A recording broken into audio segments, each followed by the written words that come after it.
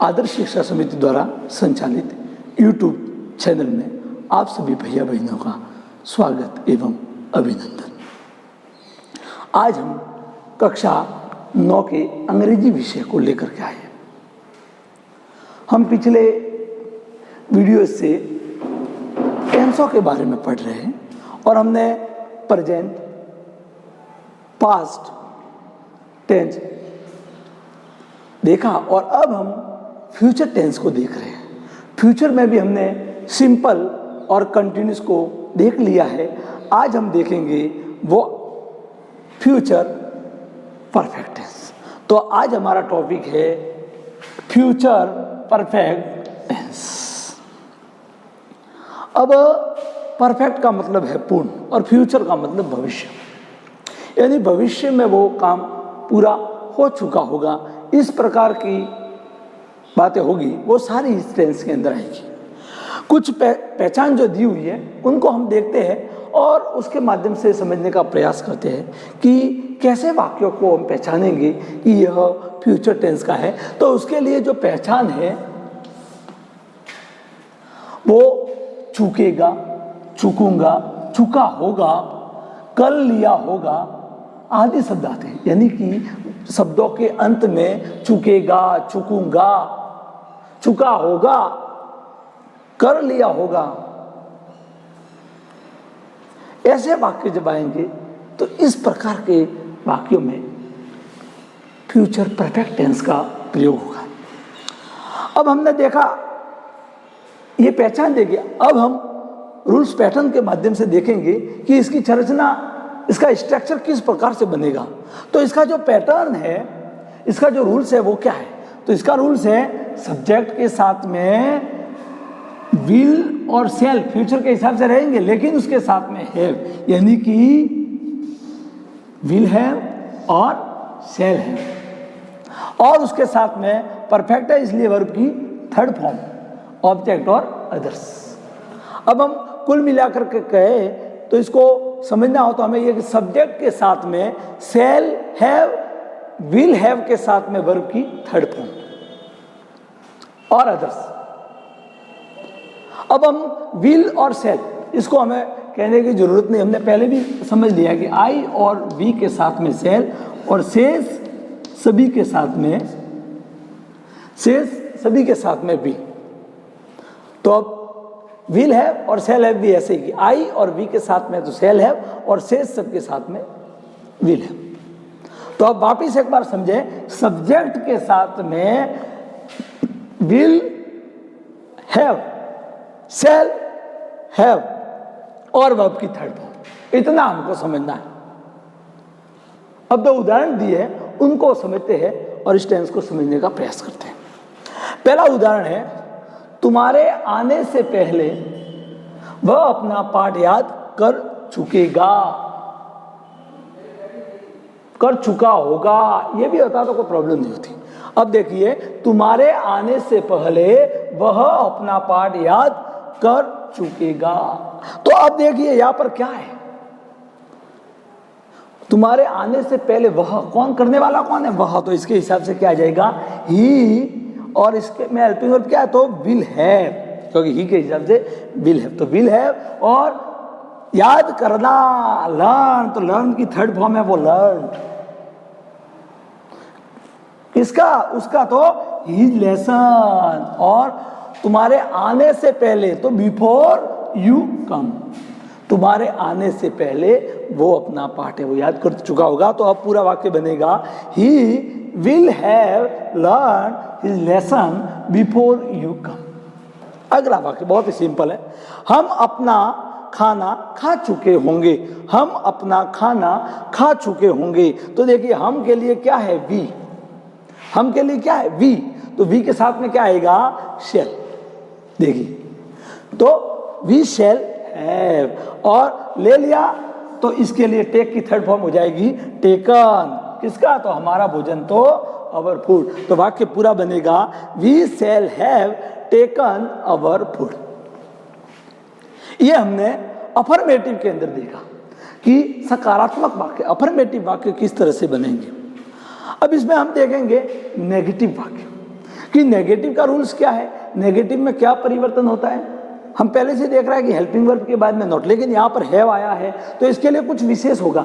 तो अब हम इसको समझेंगे, तो अब हम समझने का जब प्रयास करते हैं तो अब हम नेगेटिव का रूल्स देखेंगे। तो नेगेटिव के रूल्स में देखिए, सब्जेक्ट के साथ में विल और सेल हेल्पिंग, उसके बाद में नॉट, और उसके बाद नॉट के बाद में है हैव प्लस वर्ब की थर्ड फॉर्म प्लस अदर्स। अब ये नेगेटिव है, देखिए तो नेगेटिव में सब्जेक्ट और सब्जेक्ट के साथ में विल और सेल, बाद में नॉट, बाद में है, और वर्ब की थर्ड फॉर्म और शेष अदर्स, जो कोई भी है, ऑब्जेक्ट है तो object.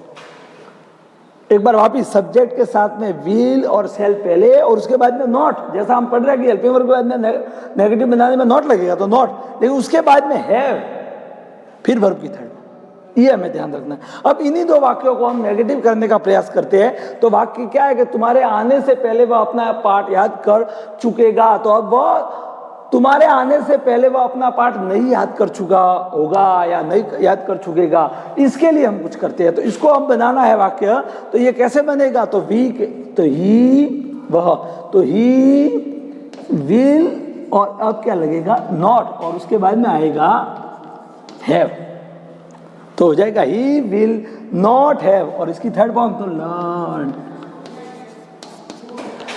His lesson, his lesson, और वाक्य है तो बी बिफोर यू कम। तो वाक्य बन जाएगा he will not have learn he lesson before you come. अब इसमें जो मुख्य चेंज हुआ है वो ये कि विल के बाद में लगा है नॉट और उसके बाद में आया है, बस इतना अपने को ध्यान रखना है। दूसरे वाक्य को, दूसरा वाक्य क्या है, हम अपना खाना खा चुके होंगे, हम अपना खाना नहीं खा चुके होंगे, ये वाक्य नेगेटिव, हम अपना खाना नहीं खा चुके होंगे। तो इसमें क्या, केवल इतना ध्यान रखना है कि हम है तो वी, और वी के साथ में सेल, और इसके बाद में नॉट, और इसके बाद में है, ठीक है, ले लिया होगा। तो इसके लिए थर्ड फॉर्म क्या है, टेकन अवर फूड, बस इतना। तो वाक्य बन जाएगा we shall not have taken our food, हम अपना भोजन नहीं ले चुके होंगे, इस प्रकार से वाक्य बनेंगे। तो ये हमने अभी सीखा अफर्मेटिव, उसके बाद में नेगेटिव। तो अब हम देखेंगे इंट्रोगेटिव में क्या होगा। तो इंट्रोगेटिव में क्या होगा, इंट्रोगेटिव में हम पहले से पढ़ते आ रहे हैं कि हेल्पिंग वर्ब है वो आगे आ जाती है, तो इसमें हेल्पिंग वर्ब है वो सेल और विल है, लेकिन यहाँ पर हैव आया है, तो हैव को हमको समझना है कि वो कहाँ पर आएगा। तो हम यहाँ पर हमने सब इंट्रोगेटिव को हम देखते हैं। तो इंट्रोगेटिव का जो पैटर्न या रूल है, तो रूल ये कहता है कि सबसे पहले विल और सेल, उसके बाद सब्जेक्ट, और उसके बाद है, फिर इसमें थर्ड फॉर्म है ही है, थर्ड फॉर्म ऑब्जेक्ट और अदर्स। वापिस एक बार देखें कि विल और सेल के बाद में सब्जेक्ट, और उसके बाद में हैव, और उसके बाद में वर्ब की थर्ड फॉर्म ऑब्जेक्ट और अदर्स, और अंत में इंट्रोगेटिव चिन्ह, इंट्रोगेटिव मार्क।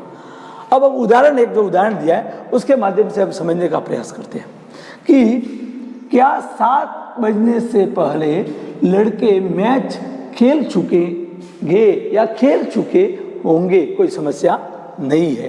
तो क्या 7 बजने से पहले लड़के मैच खेल चुके होंगे। तो अब देखो विल द बॉयज फिर भी विल है, क्योंकि शेष सबके साथ में विल। तो विल द बॉयज हैव, और खेलने के लिए प्ले, और खेल चुके होंगे, थर्ड फॉर्म तो played the match before it is 7, 7 बजने से पहले, 7 बजने से पहले। तो will the boys have played the match before it is 7। इस प्रकार से हमने ये फ्यूचर परफेक्ट टेंस को हमने समझा। इसमें मुख्य जो बात है वो shall have, will have plus verb की थर्ड फॉर्म। नेगेटिव है तो शैल और विल के बाद नॉट प्लस है प्लस वर्ब की थर्ड फॉर्म, और इंट्रोगेटिव है तो shall will plus subject plus have plus verb की थर्ड फॉर्म। इतना अपने को ध्यान रखना है। ये तो बात हुई उस टेंस की, इस पहचान की। हमने हिंदी के से अंग्रेजी, अंग्रेजी से हिंदी किस प्रकार से बनाएंगे या कैसे बनेंगे इसके बारे में।